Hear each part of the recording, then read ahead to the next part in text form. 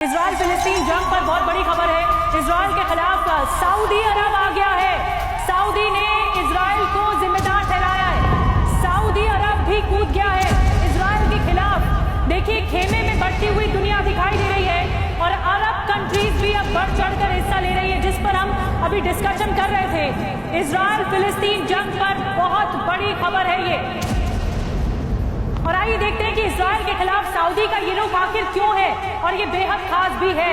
आपको बता दें बिग वॉल के जरिए बड़ी डिटेल्स, क्योंकि बहुत बड़ा डेवलपमेंट है। इजराइल की गलती की वजह से मौजूदा संघर्ष हुआ है, ये सऊदी अरब का कहना है। जो कुछ हो रहा है उसके लिए इजराइल जिम्मेदार है, ये भी सऊदी अरब की तरफ से कहा जा रहा है। इजराइल ने उकसावे से हिंसा भड़की है, उसके उकसावे की वजह से इजराइल ने फिलिस्तीनियों के अधिकारों को कुचला है, इसीलिए ये जंग हो रही है। हाल में अब सबसे बड़ी बात क्या है, हाल में मजबूत हुए हैं सऊदी इजराइल के रिश्ते और उसके बाद फिर ये खटास भी आ रही है। अमेरिका की पहल से दोनों करीब आए थे, इजराइल और सऊदी अरब, और इसमें अब ये सामने आ रहा है डेवलपमेंट। ईरान के खतरे को देखते हुए इजराइल ने पहल की थी, सऊदी में बड़े निवेश करने जा रहा है इजराइल, और उससे पहले ये हमला हो जाता है। अब फिर से सऊदी का इजराइल के खिलाफ कड़ा रुख है और फिर से खटास दोनों देशों में, दोनों मुल्कों में सामने आएगी।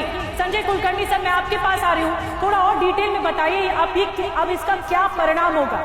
क्या सऊदी अरब और इजराइल में ये जो खटास है, जिसकी उम्मीदें बढ़ गई थी कि वो ज्यादा निवेश करेगा इजराइल, अब वो पूरी तरह से टूट गई। बिल्कुल रेणुका जी, मुझे लगता है लाइन्स आर ड्रॉन, और ये जो इस तरह की जो दरार अब पड़ गई है, इससे अपना भी जो कॉरिडोर है, India middle east Europe corridor जो बन रहा है हाइफा में, जहाँ पे बहुत बड़ा एक अड्डा बनने वाला था, वो अब उसके ऊपर भी मुश्किल हो जाएगा कार्रवाई करना, नंबर एक। नंबर दो, जिस प्रकार से अब सऊदी अरेबिया और इसराइल को उम्मीद की जा रही थी नज़दीकी से कि मिडिल ईस्ट में थोड़ा बहुत शांति होगी, वो शांति भंग हो गई। और दूसरा, इसके तीसरी बड़ी बात जो है, क्योंकि चीन जो है जिसने सऊदी अरेबिया और ईरान को नजदीक लाया, ईरान और हिजबुल्लाह के साथ इजराइल के बरकरार खड़ा है, तो मुझे लगता है ऐसे नए माहौल है इसमें सिर्फ अब चीन का भी अगर आप देखें तो फायदा ही मैं यही पूछूंगी प्रोफेसर अमिताभ, चीन क्या करेगा, अब कहाँ जाएगा चीन, और अमेरिका अब कैसे इसे टैकल करेगा?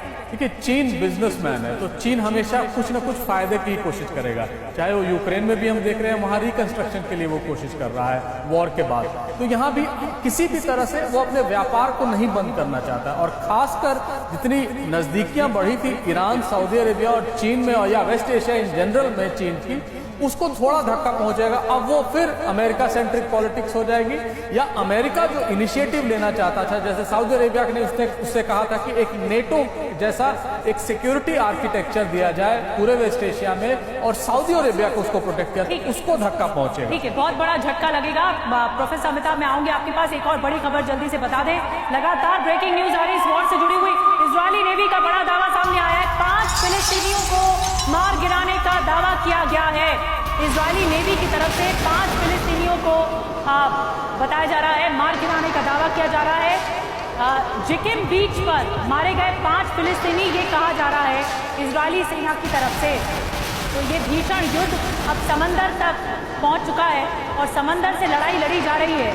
TV9 भारतवर्ष पर एक्सक्लूसिव तस्वीरें आपको लगातार हम दिखा रहे हैं इस वॉर जोन से जुड़ी हुई।